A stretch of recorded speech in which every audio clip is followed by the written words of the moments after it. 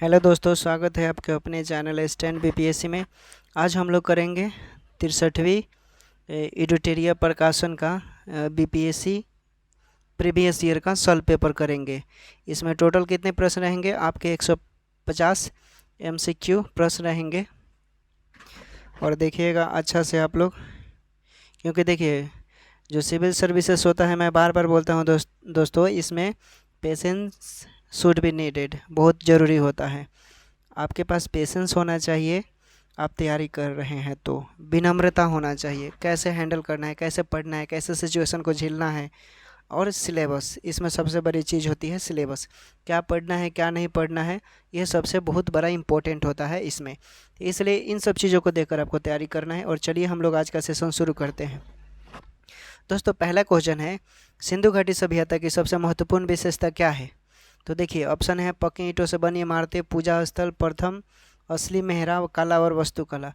तो पक्की ईंटों से बनी इमारतें जो है, ये सिंधु घाटी सभ्यता की विशेष विशेषता है, महत्वपूर्ण विशेषता है।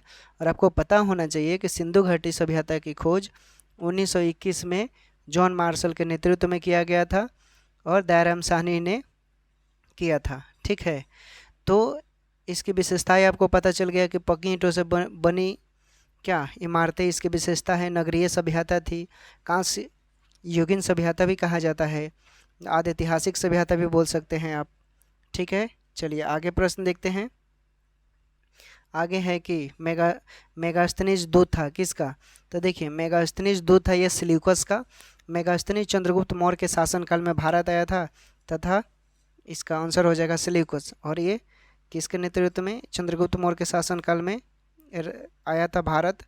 और मेगास्थनीज द्वारा लिखी गई पुस्तक थी इंडिका, जिसे मौर्य काल समाज और उसके संस्कृति के बारे में पता चलता है। आगे का प्रश्न देखिए, आगे का प्रश्न है, कौटिल्य की पुस्तक अर्थशास्त्र किस विषय पर आधारित है?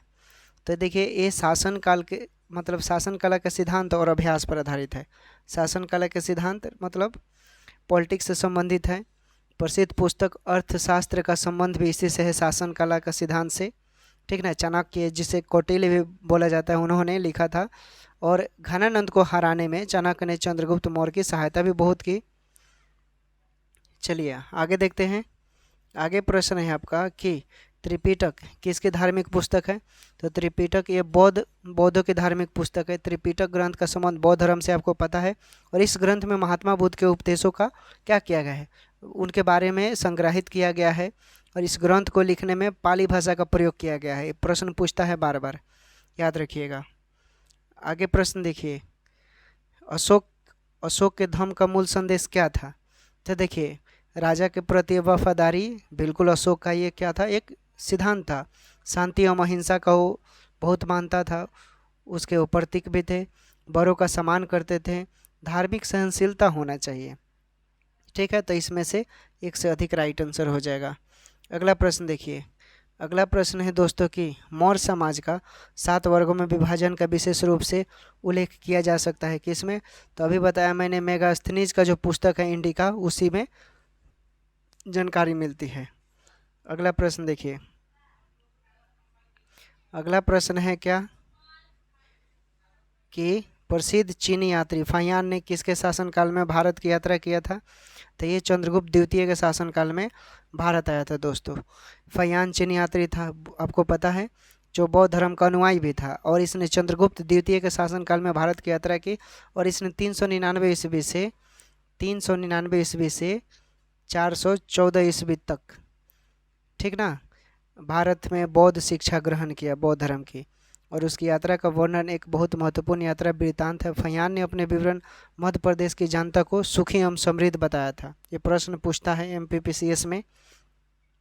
अगला प्रश्न है कि चोल काल किसके लिए प्रसिद्ध था?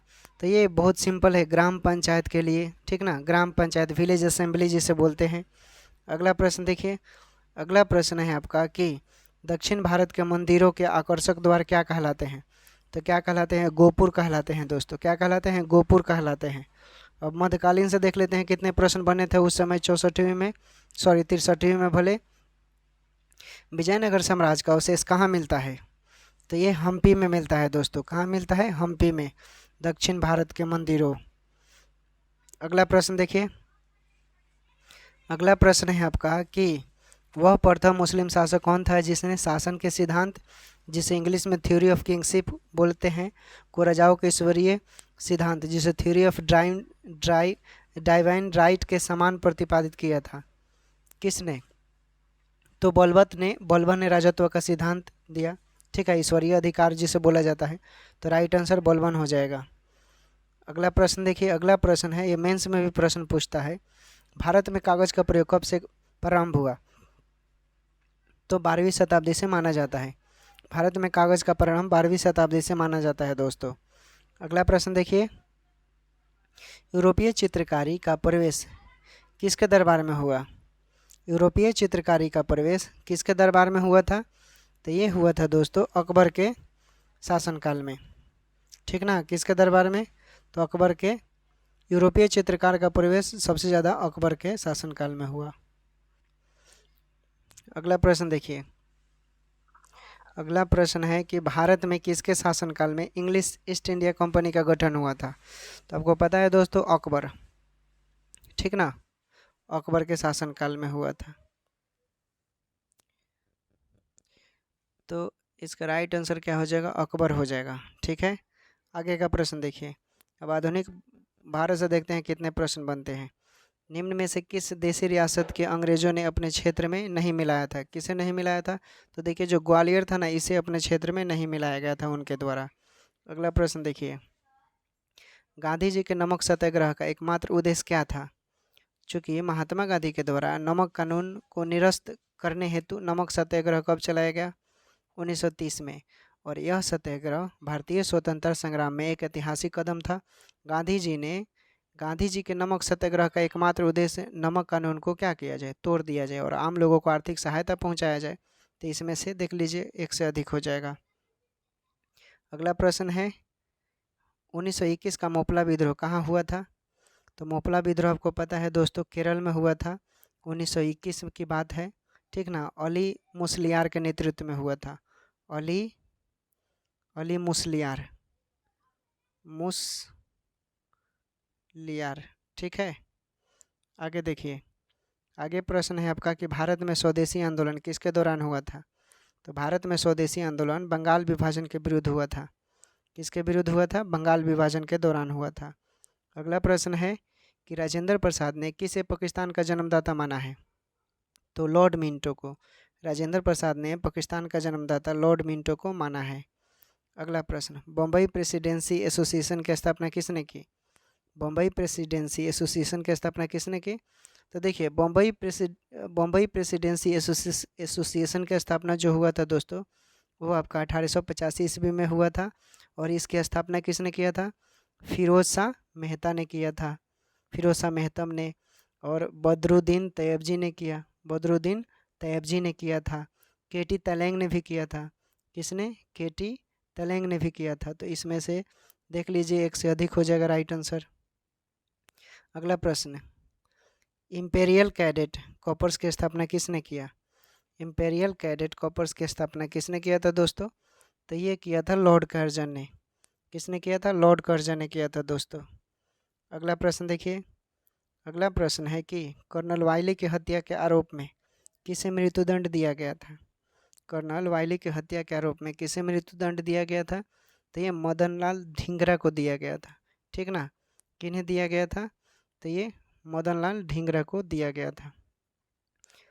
आगे प्रश्न देखते हैं। आगे है आपका कि भारतीय उच्चायुक्त के पद का किस अधिनियम से सृजन हुआ था? भारतीय उच्चायुक्त के पद का किस अधिनियम से सृजन हुआ था? तो ये सृजन हुआ था भारत सरकार अधिनियम 1919।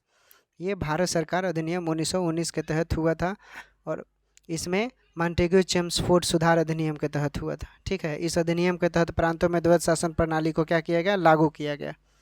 अगला प्रश्न देखिए, अगला प्रश्न है भारतीय राष्ट्रीय कांग्रेस ने किस गोलमेज सम्मेलन में भाग नहीं लिया? किस गोलमेज सम्मेलन में भाग नहीं लिया? तो देखिए ऑप्शन के मुताबिक अगर ध्यान से देखेंगे, चूँकि आपको पता होगा कि भारतीय राष्ट्रीय कांग्रेस ने प्रथम तथा तृतीय गोलमेज सम्मेलन में भाग नहीं लिया। प्रथम और तृतीय में भाग नहीं लिया था, जबकि द्वितीय में भाग लिया था उस समय गांधी जी ने उनके तरफ से नेतृत्व किया था, ठीक है। और तीनों गोलमेज सम्मेलन 1930, 1931 और 1932 में हुआ था। ठीक है, द्वितीय में भाग नहीं लिया गया था, तो एक से अधिक हो जाएगा, जो कि पूछ रहा है नहीं वाला। अगला प्रश्न देखिए कि महात्मा गांधी ने भारतीय राष्ट्रीय कांग्रेस के किस अधिवेशन की अध्यक्षता की थी? तो बेलगाम 1924 वाला किया था दोस्तों, ठीक ना। 1924 वाला एकमात्र अधिवेशन किया था उन्होंने, जो कांग्रेस में विलय हो गया था। अगला प्रश्न देखिए, अगला प्रश्न है दोस्तों, इनमें से कौन कैबिनेट मिशन के सदस्य नहीं थे? इनमें से कौन कैबिनेट मिशन के सदस्य नहीं थे दोस्तों? तो वेवेल हो जाएंगे। वेवेल जो थे ना, ये कैबिनेट मिशन के सदस्य नहीं थे, बाकी A V Alexander, Pethick, Lawrence, Stafford Cripps, ये सभी थे। अगला प्रश्न, नाउ और नेवर पैम्पलेट किसने लिखा? नाउ और नेवर पैम्पलेट किसने लिखा? तो ये रहमत अली ने लिखा था दोस्तों। चौधरी रहमत अली के द्वारा नाउ और नेवर पैम्पलेट लिखा गया था, और इस पैम्पलेट के माध्यम से चौधरी रहमत अली ने एक अलग मुल्क क्या किया? पाकिस्तान का मांग किया, और उन्होंने नारा भी दिया था, अभी नहीं तो कभी नहीं, अभी नहीं तो कभी नहीं, ठीक ना। इस पैम्पलेट का पहला प्रकाशन 1933 में किया गया था दोस्तों। अगला क्वेश्चन देखिए, सती को गैर कानूनी किसने घोषित किया? तो आपको पता है विलियम बेंटिंक ने घोषित किया था, और भारत में सती प्रथा के उन्मूलन हेतु राजा राम मोहन राय ने काफ़ी प्रयास किए, जिसके फलस्वरूप इस आंदोलन को बल मिला, ताकत मिला और सहज भी मिला, ठीक ना। और सरकार को सती प्रथा को रोकने के लिए कानून बनाने पर विवश होना पड़ा, और सती प्रथा को भारत में पूरी तरह गैर कानूनी घोषित करने के लिए श्रेय लॉर्ड विलियम बेंटिंक को दिया जाता है। इसलिए समझ गए अब क्यों।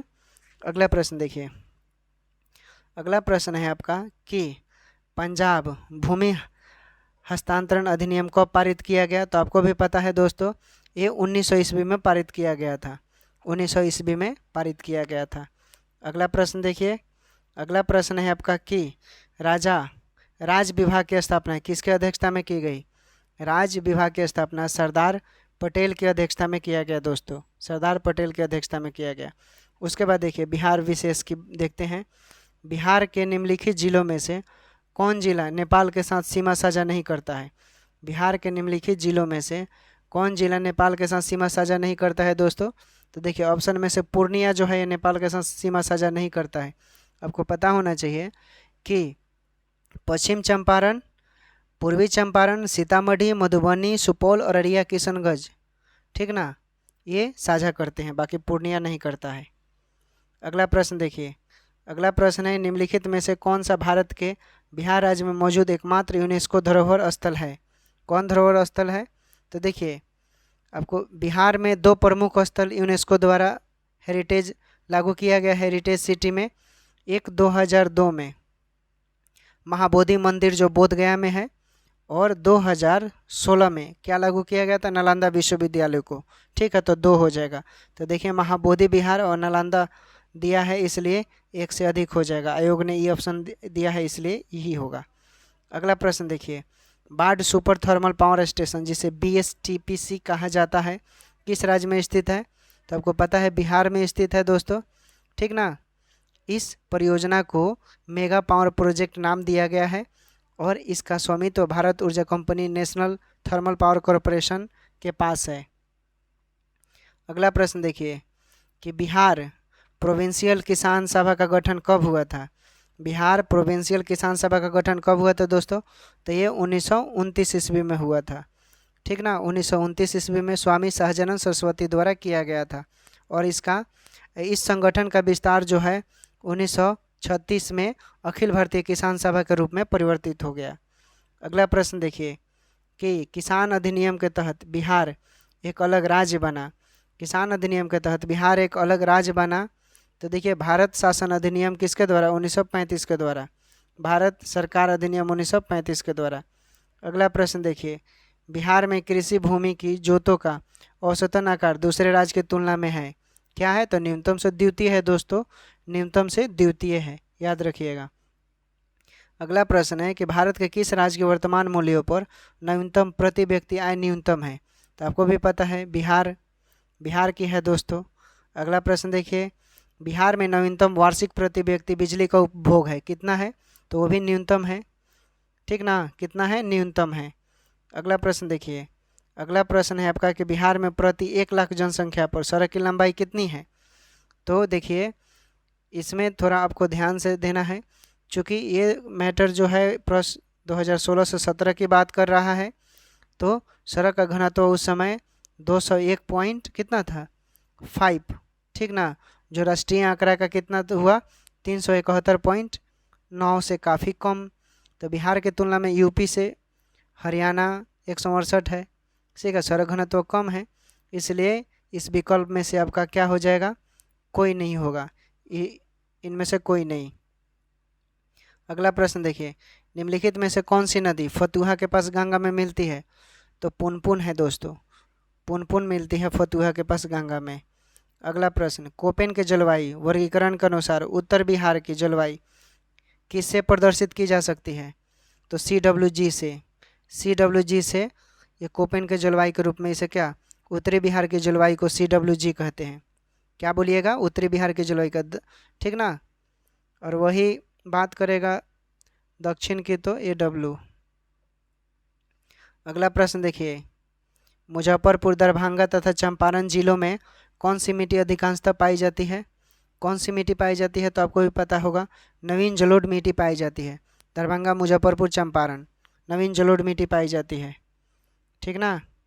अगला प्रश्न देखिए, अगला प्रश्न है, बिहार का सर्वाधिक जूट उत्पादन जिला कौन है? तो दोस्तों पूर्णिया है। बिहार का सर्वाधिक जूट उत्पादन जिला कौन है? पूर्णिया है। अगला प्रश्न, त्रिवेणी नहर किस नदी पर निर्मित है? त्रिवेणी नहर किस नदी पर निर्मित है? तो ये निर्मित है दोस्तों गंडक नदी पर, ठीक ना। कहाँ निर्मित है? गंडक नदी पर। अगला प्रश्न, जैन धर्म के प्रवर्तक महावीर जी का मोक्ष स्थान कहाँ स्थित है? तो कहाँ स्थित है दोस्तों? तो ये पावापुरी में स्थित है। कहाँ स्थित है? पावापुरी में। अगला प्रश्न, कैमूर पठार किसके लिए प्रसिद्ध है? कैमूर पठार किसके लिए प्रसिद्ध है? तो ये चूना पत्थर के लिए प्रसिद्ध है। अगला प्रश्न देखिए कि स्वामी सहजानंद सरस्वती ने एक पत्रिका का प्रकाशन किया, उसका क्या नाम था? तो दोस्तों हुंकार नाम था। स्वामी सहजानंद सरस्वती द्वारा हुंकार पत्रिका का प्रकाशन किया गया था। अगला प्रश्न देखिए कि पटना में 1913 में अनुशीलन समिति की एक शाखा की स्थापना किसने की? किसने किया दोस्तों? तो सचिंद्र नाथ सन्याल ने किया, ठीक है। पटना में 1913 में अनुशीलन समिति की एक शाखा की स्थापना किसने की? तो ये सचिंद्र नाथ सन्याल ने किया।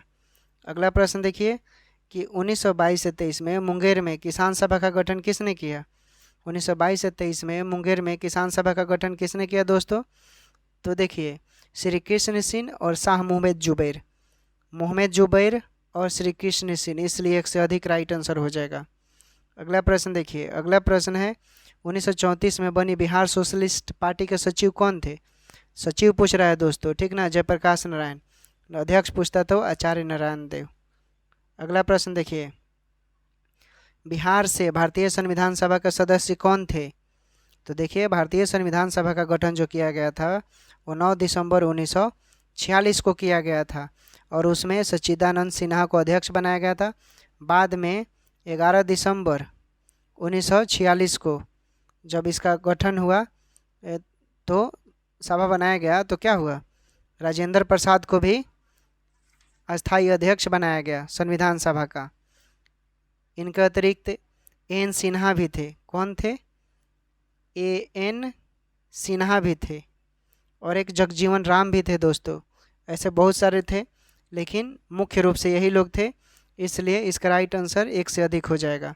जगजीवन राम, एन सी, राजेंद्र प्रसाद, ठीक ना। अगला प्रश्न देखिए, बिहार में 1937 में गठित प्रथम भारतीय मंत्रिमंडल का नेतृत्व किसने किया? किसने किया दोस्तों? तो ये किया था मोहम्मद यूनिस ने। किसने किया? मोहम्मद यूनिस ने। अगला प्रश्न देखिए, अगला प्रश्न है पटना लॉन का गांधी मैदान के रूप में नामांकन कब किया गया? तो ये देखिए वर्ष 1824 से लेकर 48 तक पटना स्थित गांधी मैदान का नाम पटना लॉन था, ठीक ना। क्या था? पटना लॉन।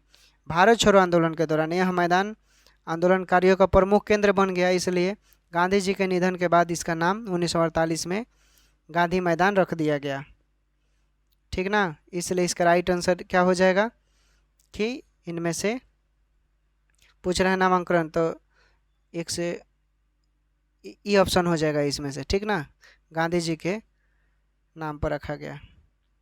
अगला प्रश्न देखिए, बंगाल विभाजन की घोषणा की गई? बंगाल विभाजन की घोषणा की गई कब? तो 19 जुलाई 1905 को किया गया। बंगाल विभाजन की घोषणा 19 जुलाई 1905 को किया गया। 16 अक्टूबर 1905 को यह प्रभावी हुआ। ठीक ना। अगला प्रश्न देखिए, संविधान से कितने प्रश्न बने थे? निम्नलिखित में से किस कमेटी आयोग ने न्याय पंचायत बनाने की सिफारिश की थी? तो अशोक मेहता कमेटी ने न्याय पंचायत बनाने की बात की थी। ठीक ना दोस्तों, कब? 1977 की बात है। अगला प्रश्न देखिए, निम्नलिखित में से कौन सा कार्य स्थानीय स्वशासन के अधिकार क्षेत्र में नहीं आता? कौन नहीं आता? तो देखिए, सार्वजनिक अनुशासन का रख रखाव। सार्वजनिक अनुशासन का रख रखाव जो है वह स्थानीय स्वशासन के अधिकार में नहीं आता। अगला प्रश्न देखिए, पंचायती राज प्रणाली किस सूची में है? पंचायती राज प्रणाली किस सूची में है दोस्तों? तो ये दोस्तों है राज्य सूची में। ठीक ना, किस सूची में है? राज्य सूची में है। अगला प्रश्न देखिए, किस राज्य या किन राजाओं ने पंचायती राज संस्थाओं में स्त्रियों के 50% आरक्षण को वैध किया? तो देखिए, चूँकि बिहार पहले किया, उत्तराखंड फिर किया, फिर उसके बाद मध्य प्रदेश ने किया, फिर उसके बाद हिमाचल प्रदेश ने किया, तो सभी है दोस्तों इसमें, तो इसलिए राइट आंसर डी हो जाएगा। अगला प्रश्न देखिए, अगला प्रश्न है आपका कि धन विधेयक पेश किया जाता है किस में? तो आपको भी पता होगा, धन विधेयक केवल लोकसभा में पेश किया जाता है। आर्टिकल 110 के अनुच्छेद में इसके बारे में बताया गया, धन विधेयक के बारे में। ठीक ना। उसके बाद देखिए, अगला प्रश्न देखते हैं कि भारतीय संविधान की प्रकृति क्या है? तो देखिए, भारतीय संविधान की जो प्रकृति है ये संघीय किंतु भावना में एकात्मक है। संघीय किंतु भावना में एकात्मक है, तो राइट आंसर यही हो जाएगा। अगला प्रश्न देखिए कि भारतीय सर्वोच्च न्यायालय में न्यायाधीशों की नियुक्ति कौन करता है? तो वेरी सिंपल, कौन करते हैं दोस्तों? राष्ट्रपति, आर्टिकल 124 क्लॉज 6 के तहत। ठीक ना। अगला प्रश्न देखिए, राज्यसभा का पदेन अध्यक्ष कौन होता है? राज्यसभा का पदेन अध्यक्ष आपको भी पता है, उपराष्ट्रपति होता है। ठीक ना, कि आर्टिकल 63 में राष्ट्रपति के बारे में बताया गया है, और संविधान का अनुच्छेद 64 के अनुसार यह कहा गया है कि उपराष्ट्रपति राज्यसभा का पदेन अध्यक्ष होगा, याद रखिएगा। अगला प्रश्न देखिए, भारत का प्रधानमंत्री किसके प्रति जवाब होता है, मतलब जवाबदेही होता है? तो दोस्तों ये होता है लोकसभा के प्रति। ठीक ना, लोकसभा के प्रति ये जवाबदेही होते हैं। अगला प्रश्न देखिए, संसद सदस्य बनने हेतु कितना उम्र होना चाहिए? तो 25 वर्ष होना चाहिए। संसद बनने के लिए आपको 25 वर्ष होना चाहिए। अगला प्रश्न, सर्वोच्च न्यायालय के न्यायाधीशों की सेवानिवृत्ति की उम्र क्या होती है, कितनी होती है? तो ये दोस्तों 65 वर्ष होता है। कितना? 65 वर्ष, आर्टिकल 124 क्लॉज 2 के तहत। ठीक ना, सर्वोच्च न्यायालय के न्यायाधीश की सेवानिवृत्ति की उम्र की बात कही गई है। अगला प्रश्न देखिए, केंद्र सरकार में उच्चतम नागरिक सेवा अधिकारी कौन है? केंद्र सरकार में उच्चतम नागरिक सेवा अधिकारी कौन है? तो यह है मंत्रिमंडल सचिव। कौन है दोस्तों? मंत्रिमंडल सचिव है। अगला प्रश्न देखिए, अगला प्रश्न है कि भारतीय जनगणना 2011 के अनुसार पुरुषों एवं स्त्रियों दोनों में प्रतिशत साक्षरता किस राज्य की न्यूनतम है? किस राज्य की न्यूनतम है? तो ये न्यूनतम है बिहार। ठीक ना, बिहार की है। अगला प्रश्न देखिए, अगला प्रश्न है आपका कि भारत के किस राज्य में कपास का औसतन उत्पादन सर्वाधिक है? भारत के किस राज्य में कपास का औसतन उत्पादन सर्वाधिक है? तो ये दोस्तों आंध्र प्रदेश का है। ठीक ना, आंध्र प्रदेश का है, याद रखिएगा। आगे देखिए, आगे प्रश्न है, निम्नलिखित में से किस राज्य में सर्वाधिक क्षेत्रों में वन के अंतर्गत पाया जाता है? तो ये अरुणाचल प्रदेश है दोस्तों। कौन है? अरुणाचल प्रदेश। अगला प्रश्न देखिए,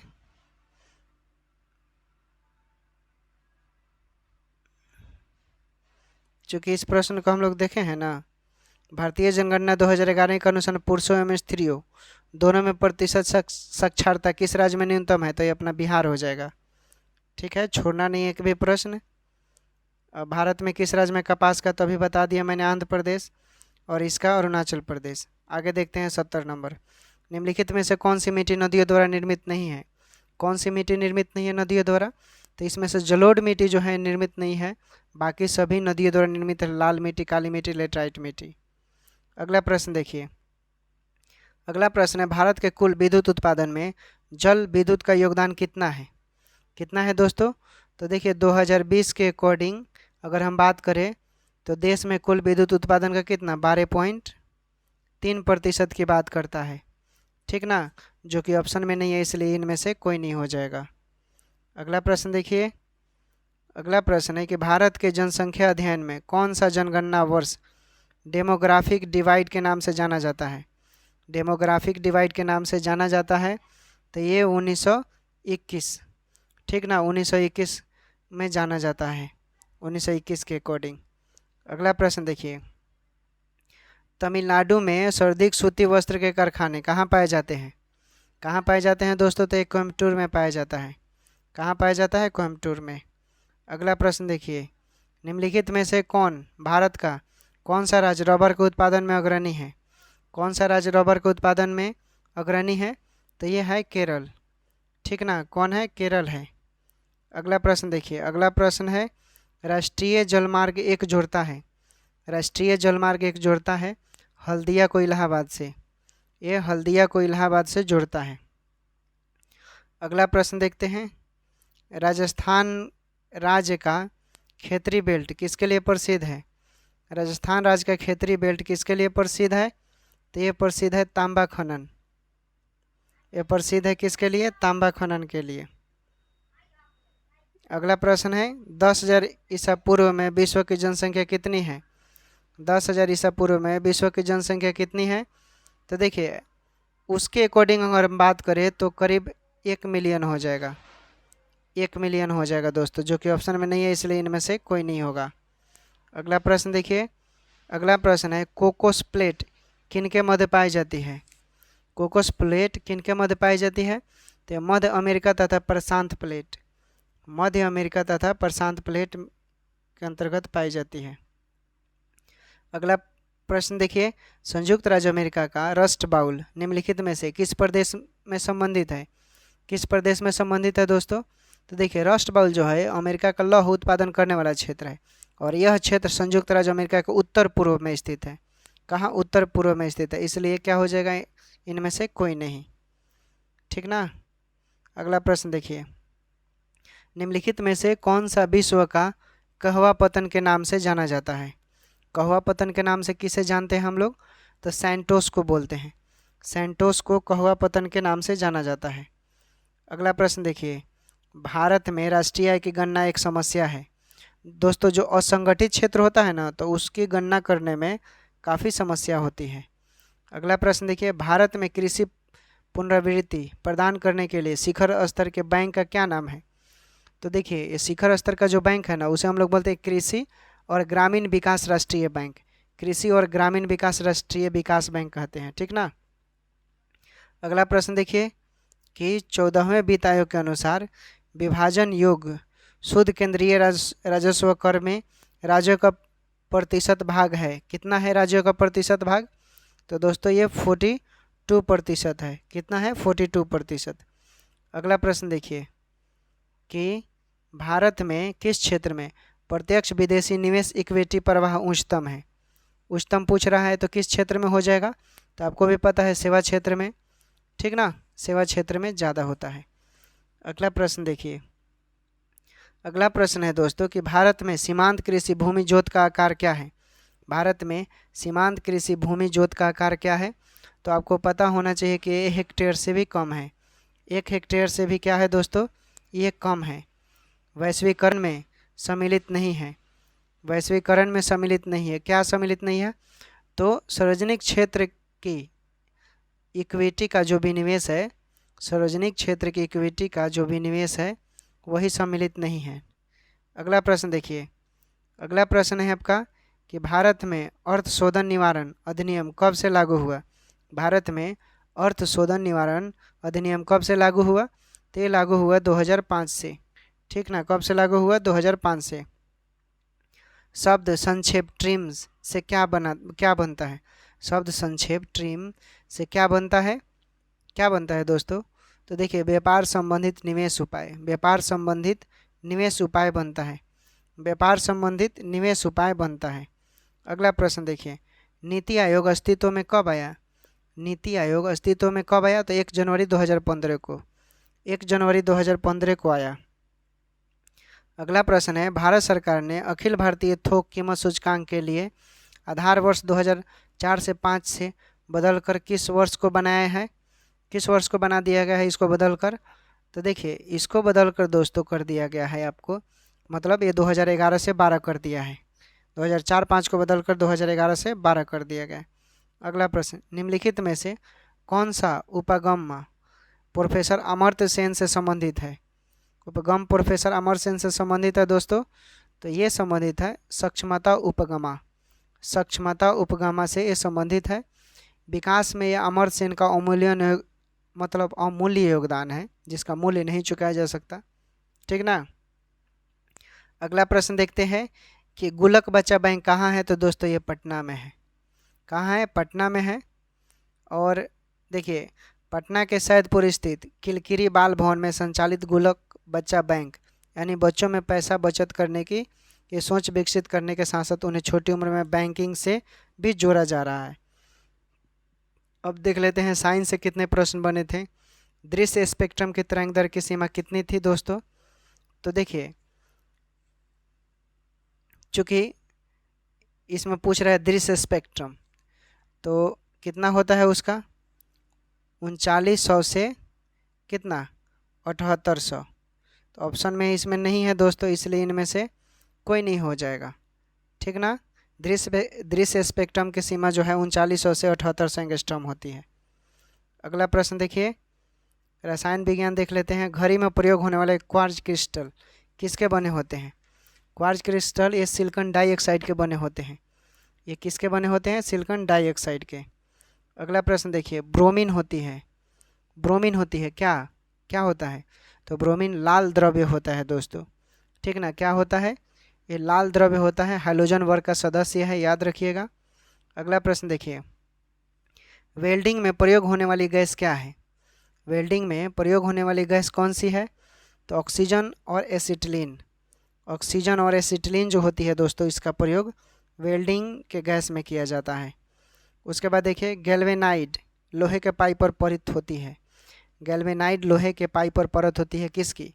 तो आपको भी पता होगा, ये जस्ते की होती है दोस्तों। किसकी होती है? जस्ते की। अगला प्रश्न देखिए, कपड़े साफ करने में प्रयोग होने वाले डिटर्जेंट का क्या नाम है? कपड़े जो हम साफ करते हैं उसमें कौन से डिटर्जेंट का प्रयोग किया जाता है? तो ये कार्बोनेट का प्रयोग किया जाता है। सॉरी, माफ़ कीजिएगा, कार्बोनेट नहीं, सल्फोनेट का प्रयोग किया जाता है। सल्फोनेट का प्रयोग किया जाता है। वह तत्व जो मानव पसीने के माध्यम से उत्सर्जित होता है क्या कहलाता है? वह तत्व जो मानव पसीने द्वारा निकलता है दोस्तों, क्या हो जाएगा? तो गंधक, मैग्नीशियम, लोहा, जस्ता सभी होता है, एक से अधिक हो जाएगा। उसके बाद नीला थोथा का रासायनिक नाम क्या है?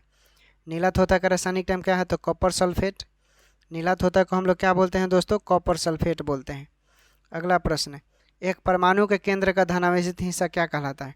एक परमाणु के केंद्र का धनावेशित हिस्सा क्या कहलाता है? तो ये न्यूक्लियस कहलाता है। क्या कहलाता है? ये न्यूक्लियस कहलाता है। ठीक ना। एक ठोस के सीधे गैस में परिवर्तन को क्या कहते हैं?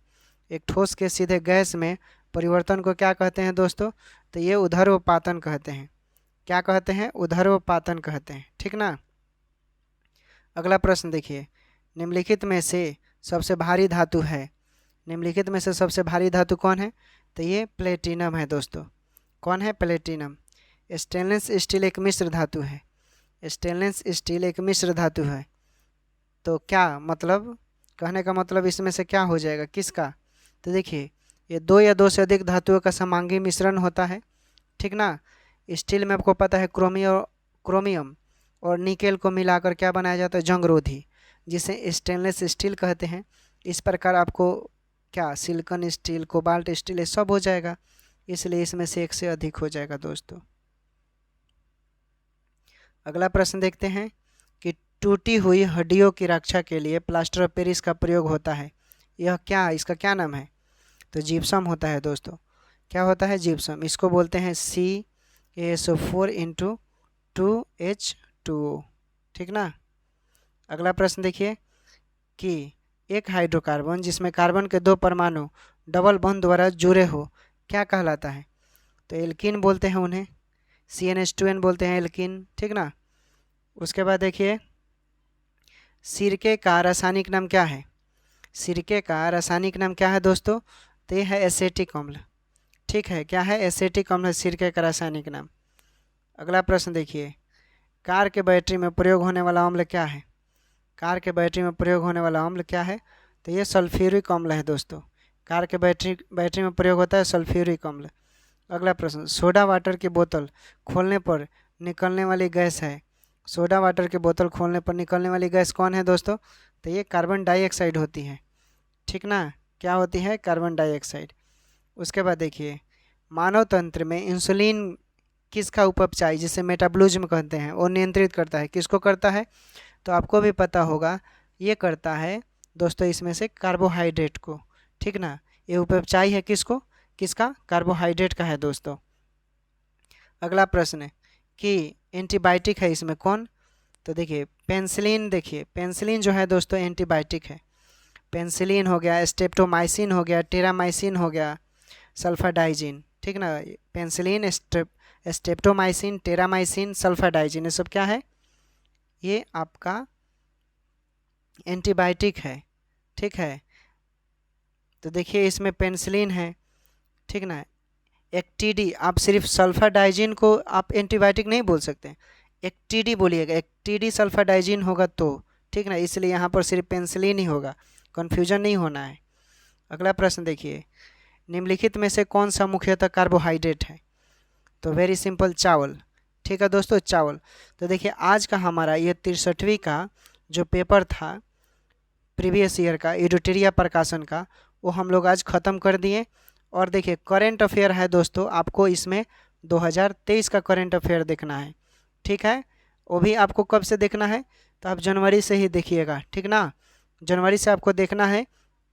और आपको पता है कि 30 सितंबर को BPSC 69th का जो होगा एग्ज़ाम होगा 30 सितंबर को।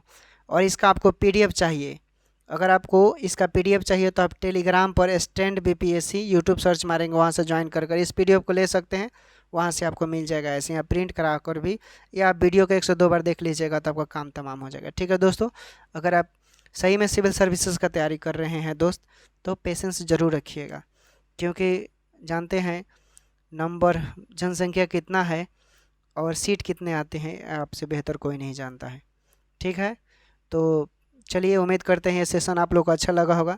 अच्छा लगा होगा तो अपना सुझाव लाइक कमेंट ज़रूर करेंगे, और हम लोग फिर मिलेंगे नए प्रीवियस ईयर मतलब इसके बाद वाले, ठीक है।